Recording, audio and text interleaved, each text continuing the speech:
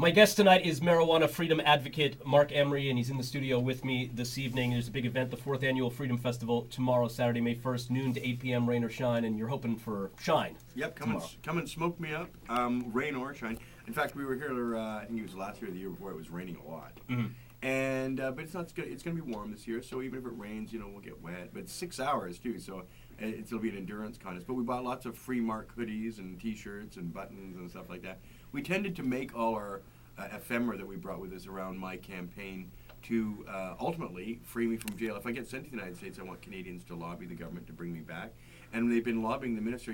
Over 50,000 emails, calls, postcards, and petitions have been submitted to Parliament to oppose my extradition, including 3,000 handwritten letters. Mm-hmm. They've only received 7 letters in a year urging the government to extradite me. So I thought that's really awesome that I only have 7 people who dislike what I do that much they'd bother to write the government, but several thousand people wrote in my defense. I do want to be very clear, though. If they come knocking and they say you're going to jail down in the United States of America, you will go. On 4 hours' notice, as it turns out, too. And the minister has to make a decision by May 10th.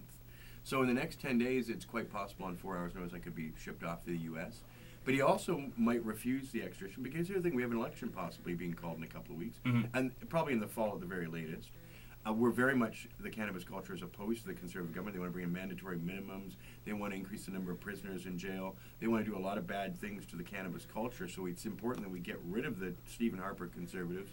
But that notwithstanding, if they decide to extradite me, I believe there'll be hundreds of thousands, possibly a few million Canadians who will be very upset and would vote against this Conservative government with a lot more zeal and determination than they would normally. So there's a lot of risk for the minister if he decides to extradite me because he's going to be held responsible for that. Have you heard anything from the government at all? I would guess your fate hanging in the balance. You've only got a few days before there's got to be a reaction. Well, we got the government's report. In other words, the Ministry of Justice prepares a report for Rob Nicholson, the Minister of Justice, and gives him a summary of what's going on. Mm-hmm. And they did say, here are the arguments in favor of not extraditing Marc Emery. There's about 15 good ones.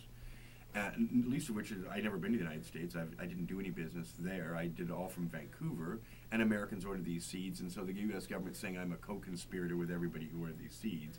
But it's a very tenuous reason to extradite someone because I could be charging Canada for exporting seeds, and they've tried to do that, but the Crown attorneys and judges just don't want to give me any punishment. So the government got very frustrated with that, and now they've outsourced their justice system to the U.S. because they do know the U.S. plays hardball, and they do put people in jail and ruin lives and do a lot of bad things.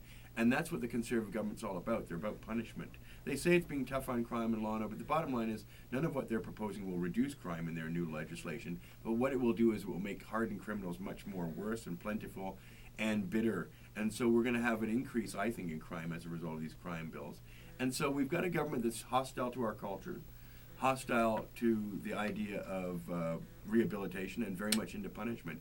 And so the only thing they understand is punishment. So the best thing would be possibly if he extradited me for people to punish him at the ballot box. Let me come back and we'll talk a little bit about the Obama administration, whether or not that's going to make any difference. We still have the Compassion Club. I wish George Bush was president only because Canadians hated George Bush and they would never let me get extradited to George Bush's. Well, that might be very well be true. Because Obama's liked here, the people aren't getting as viscerally angry about it. Let me come back and we'll also talk about the Compassion Club raid here in the city of Toronto. More with Marc Emery in just a second as the Ryan Dole Show continues.